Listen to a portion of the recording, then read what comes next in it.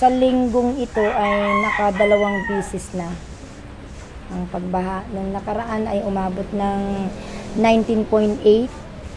Ngayon naman ay 21.3.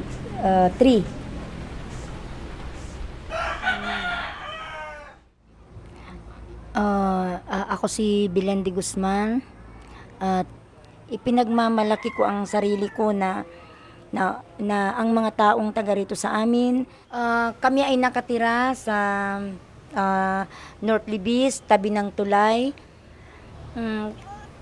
Ang kinatatakot lang talaga namin dito, masaya kami kaya lang kapag tumataas ang ilog, yun na nga ang aming pinangangambahan.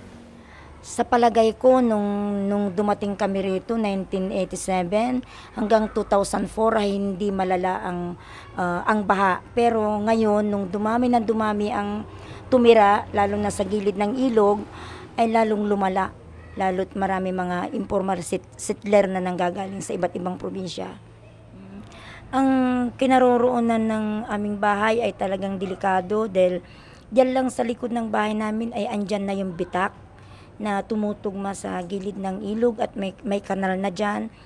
Kapag yan ay talagang tumaas ng tumaas ang ilog, mauubos tong kinaroroonan namin.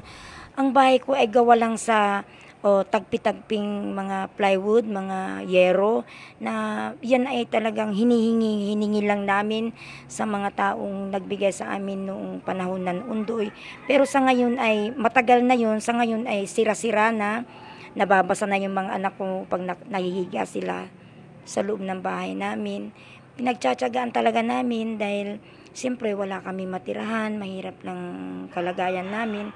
Kahit papano, nilalagyan lang namin siya ng pantakip sa butas para mahigaan ng mga anak ko.